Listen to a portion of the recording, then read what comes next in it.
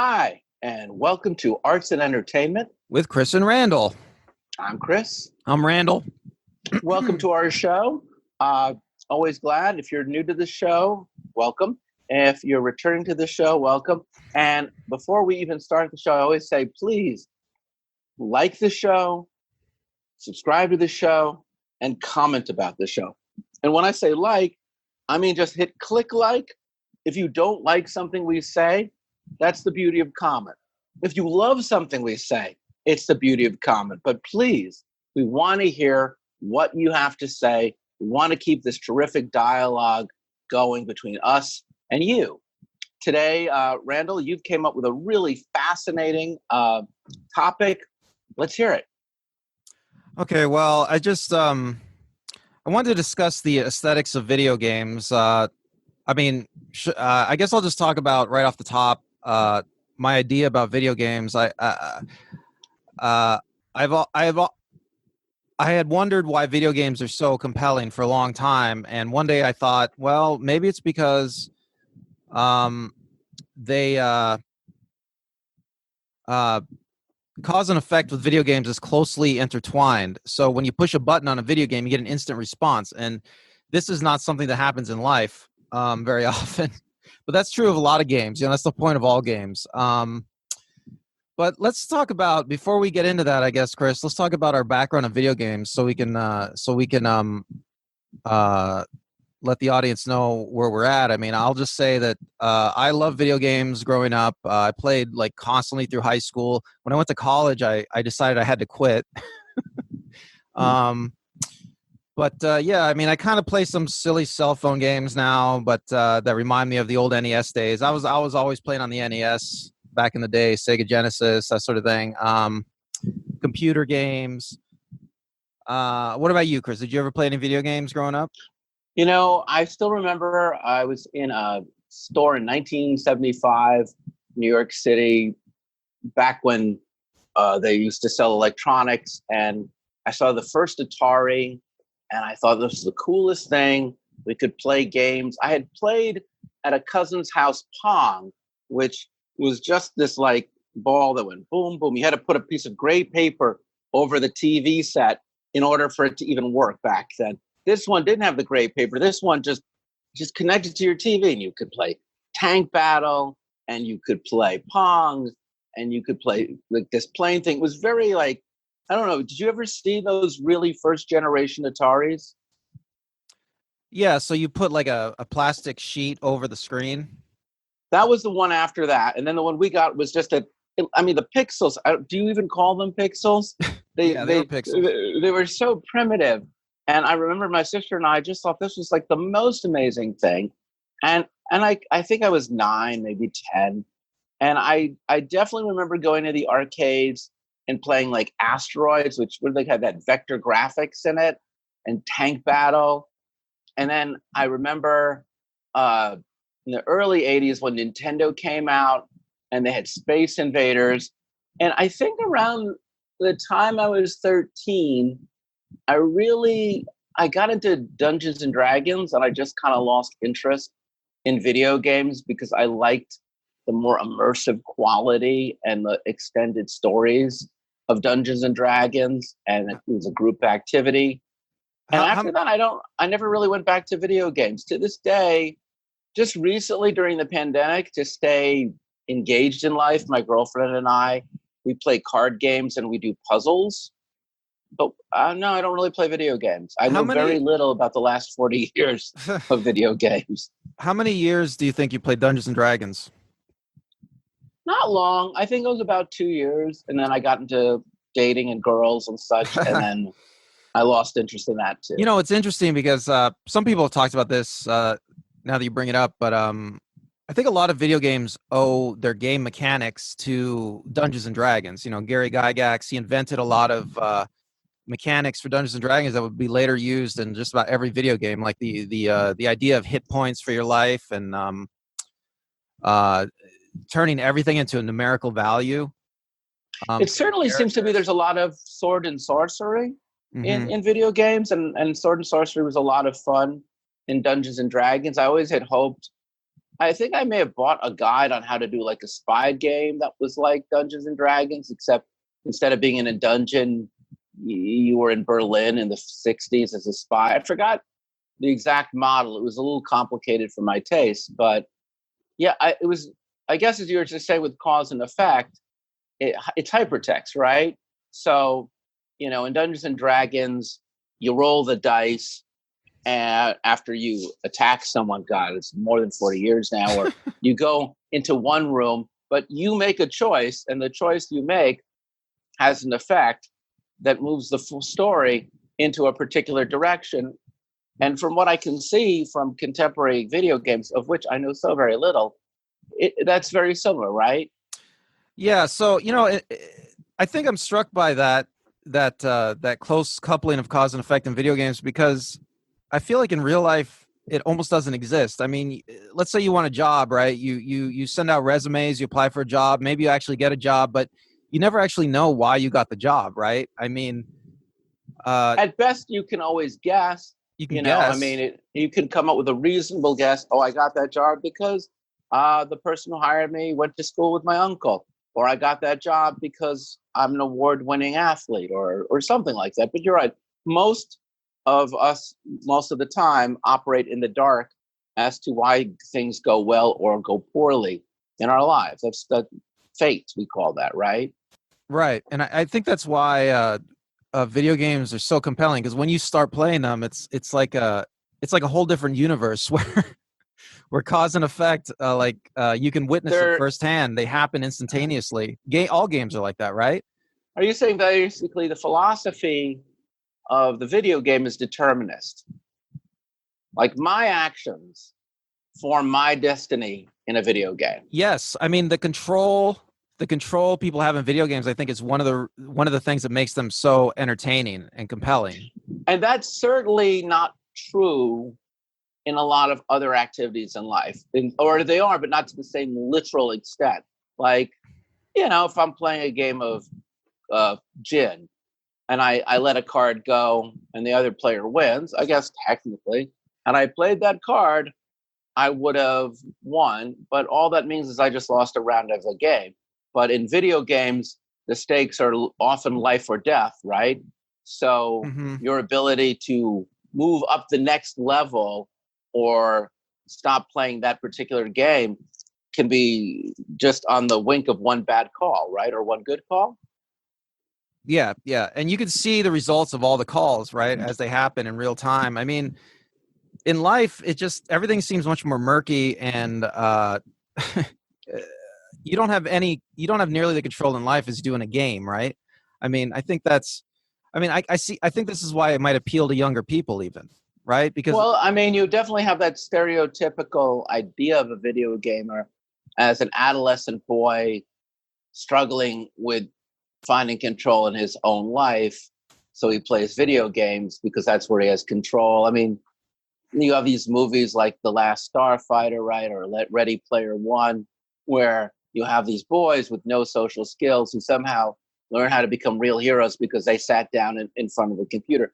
I found it fascinating in researching for this show that actually 30 some odd percent of gamers are 18 to 34, and another 25% of gamers are between 34 and 54, which is our ages.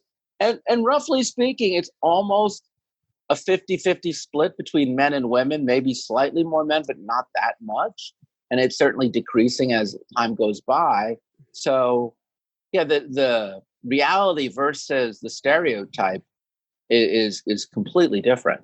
So you thought there would be more like teenagers playing?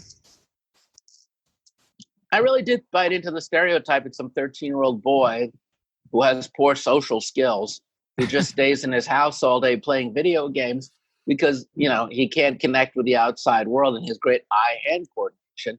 And now I realize literally almost 1 billion people on planet Earth every day, every second, of all backgrounds, ethnicities, everything you can make a human being, all are universally connected to the experience of playing video games, or as you like to say, living in a universe where cause and effect, and as you say, the compression of time are so much within your own control, or the environment, the physics of that environment are so much more ideal than the physics of our own life.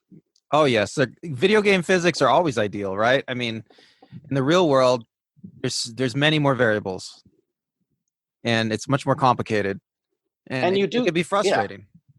And in real life, of course, you don't have unlimited lifetimes to just. You And don't in have real multiple life, tries.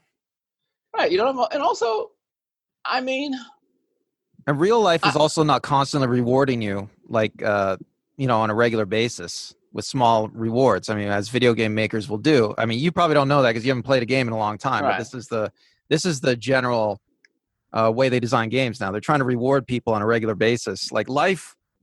When was the last time? I mean, does life reward you on a regular basis? Well, that's an interesting point, because I asked my girlfriend, who's a professor of psychology, about this experience, because we're really doing a lot of puzzle work. And I have gotten very addicted to puzzles, because when I can get a piece to fit another piece, she explained to me, the brain releases a degree of dopamine that makes the sensation very pleasing. So I think even regardless of whether or not a video game does give you a physical, some sort of tangible reward, probably, I'm going to guess, your brain is going to release dopamine every time you defeat an opponent, or you move up a level, or you access the magical sword, or whatever it is you do. I'm hoping I'm not BSing my way through this, but basically every victory you experience, no matter how great or how small, can trigger dopamine in your brain, which is probably why people get it. You were talking to me about flow states in video games. Yeah, there was an article. I think I'll link some of the background articles we use for this show in the description so people can understand. Yeah, there's a old Wired essay about flow in video games. The author of the article is trying to say that is making the case that flow, the state of flow, is what people are trying to get out of video games.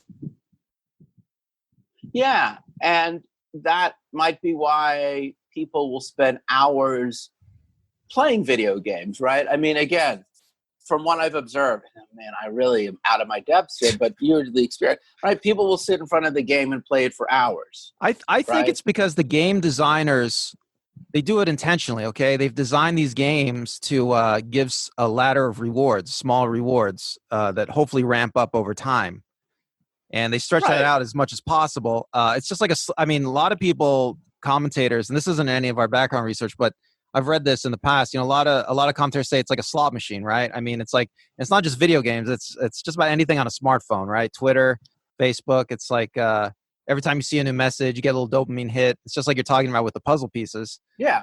Well, I guess my question for you is, Chris, do you feel when you do a puzzle and you get that dopamine hit when you put the piece in there? Do you get that feeling in real life at all? Oh, I definitely think when we play puzzles, we'll spend a couple hours working on the puzzle.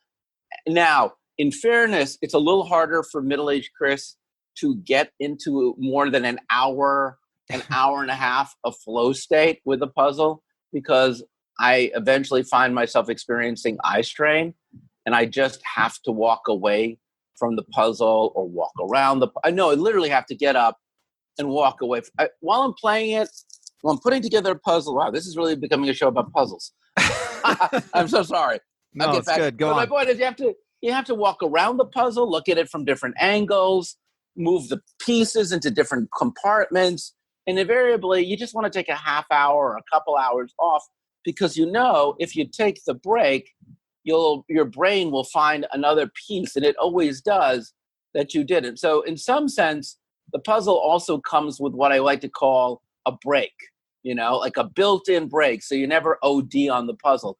Same for, say, the flow state I get when I'm reading a book. At some point, my eyes also just give out on me, or I get tired and I got to go to sleep, or when I'm binge watching Netflix, it just comes a point where, like, in a lot of things that would normally, some part of me would just give out first. But I'm guessing from what I've seen as an outsider with the design of the technology, in both access to it through, say, as you say, the phones, or the goggles or the computers or the graphics or the headphones that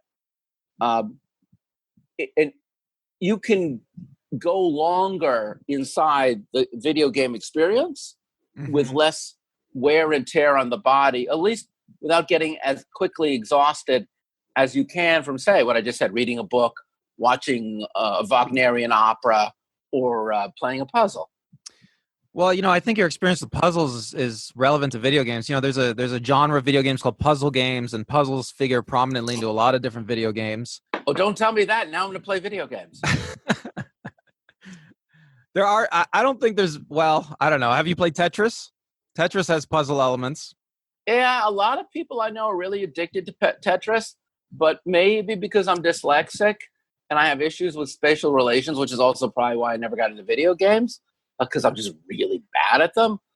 No, I've never been a fan of Tetris. Well, a long answer for a short question. That is interesting that you love puzzles, but you don't like Tetris. My girlfriend, she loves puzzles, and she also plays, I think it's Bejeweled or Candy Crush. Oh, I remember that. And girlfriend, I think my girlfriend also plays Candy Crush. Yeah, those are puzzle games. What's up with that? They're puzzle. I used to work in a video game store years ago. Yeah, and women have always loved puzzle games. Men do too, but but there was a study, and I'm not being sexist here, because I remember there was a study that did show that for whatever reason, Tetris, and there was a time really where it was a very male-dominated industry, but I remember reading that because it was mostly like, I'm just going to fucking kill this person. I'm going to beat this person up. I'm going to steal. I'm going to rape. I'm going to rob. And my avatar is 90% of the time male or a porn star. But I do remember reading an article years ago that a lot of women really liked Tetris and the way that they shape things. And I do know that I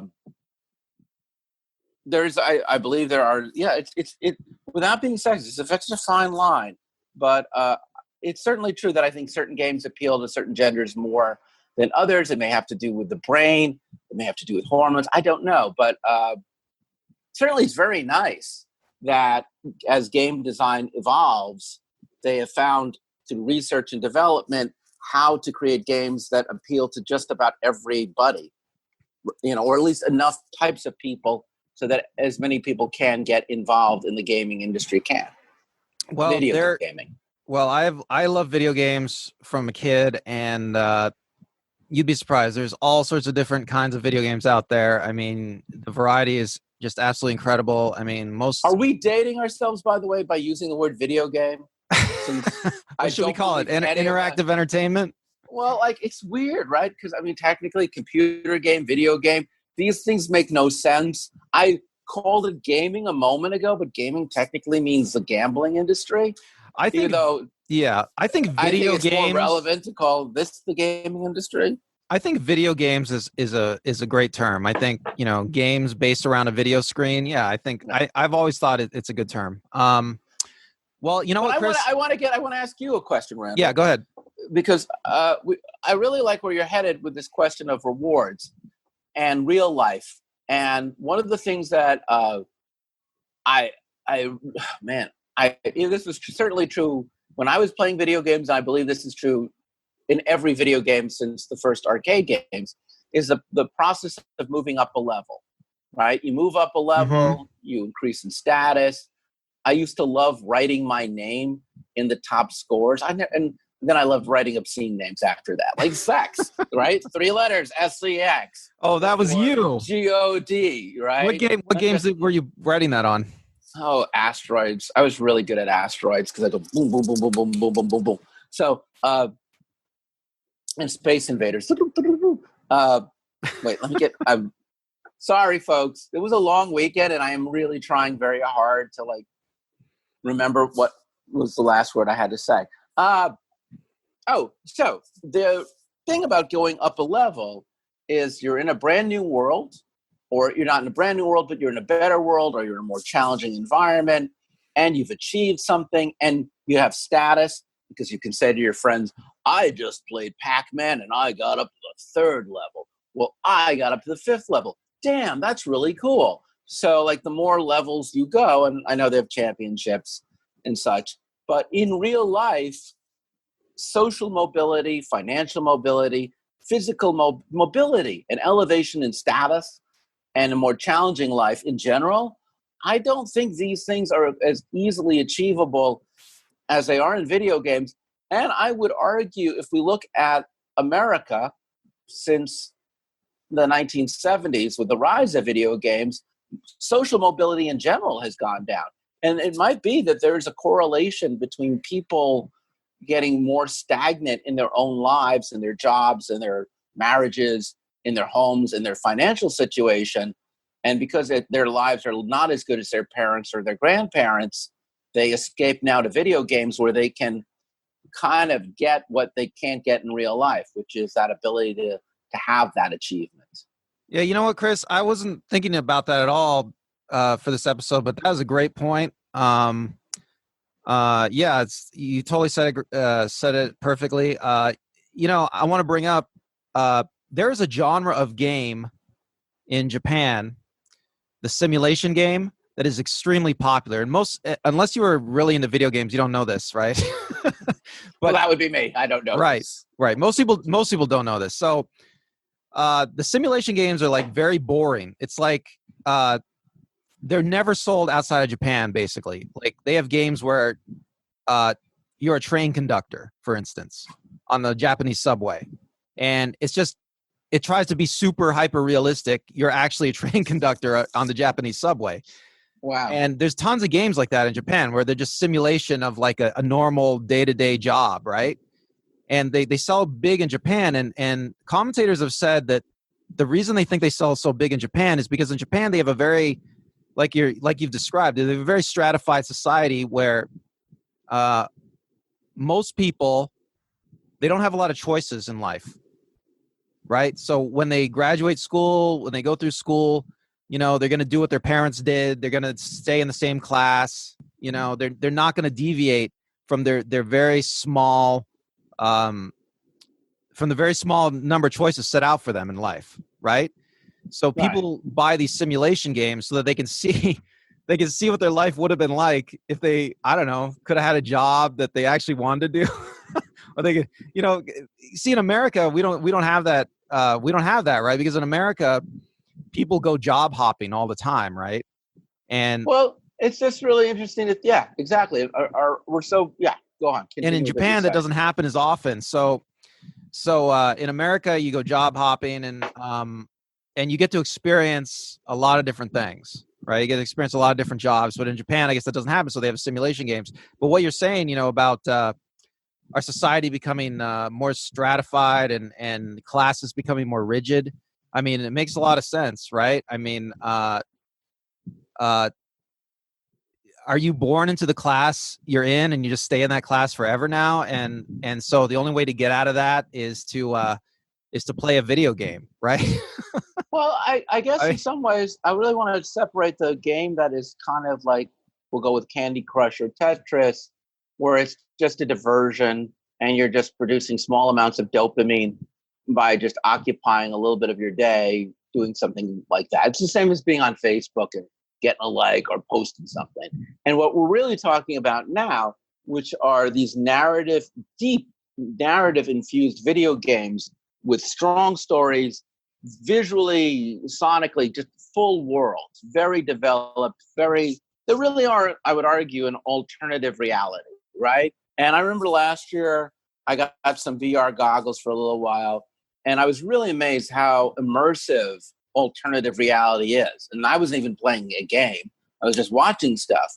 So I would imagine for those, the more you enter that world through the headphones, through the VR, through augmented reality, the more you can really forget. You can get lost in that world and not have to think about the world you're in. And I don't want to go back to that 13-year-old's cliche that they're disconnected, they can't connect to the world. And yeah, I can see that's where I'm headed.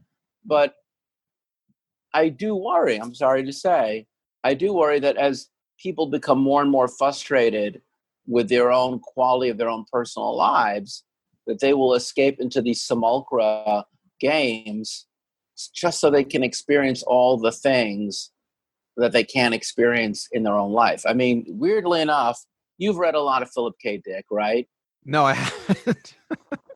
You saw Total Recall?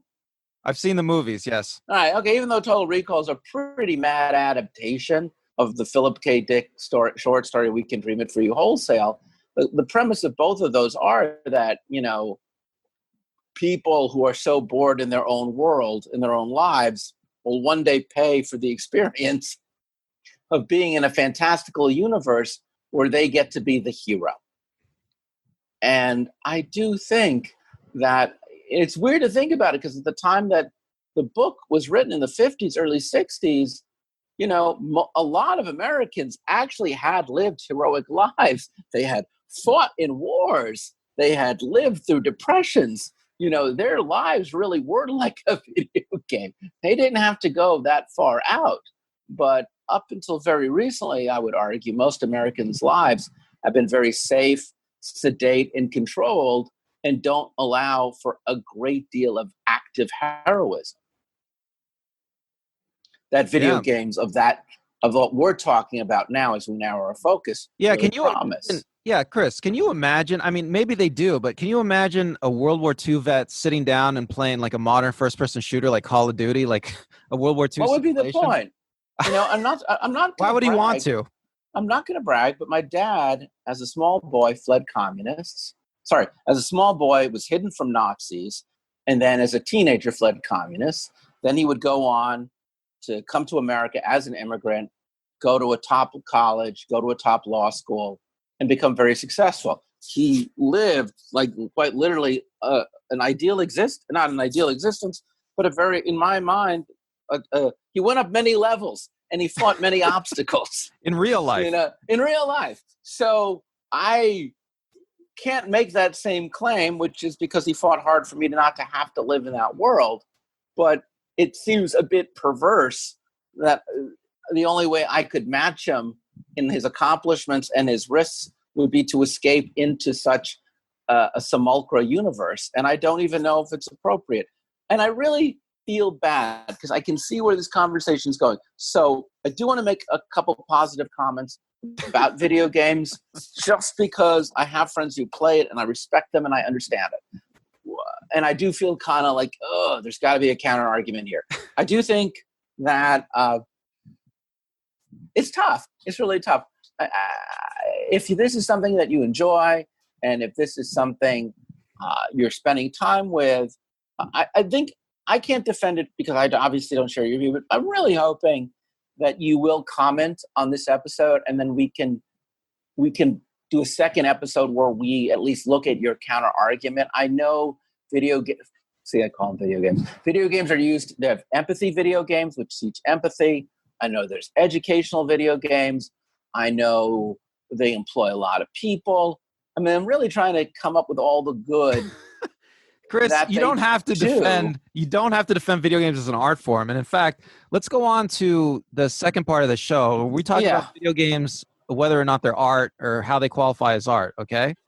Yeah. So, I mean, why video games is really, I think, what this whole thing comes down to. And it's always going to be really personal. I mean, Randall, don't you feel that at the end of the day, your experience, my experience, we can only speak from those places. Yeah, of course. And we definitely would like to hear, especially from those people who disagree with us, what's your why for the video game? What is it that we overlooked? What is it? We're going to do a second part where we don't really get into the philosophy, but we ask the question, is video games an art form? Or is it just a form of business, of entertainment? Sorry. Ooh. Are video games an art form, or are they a form of entertainment? And what is the difference? And we hope you stick around for that episode. It's next. I'm Chris. I'm Randall. Thanks for watching or listening.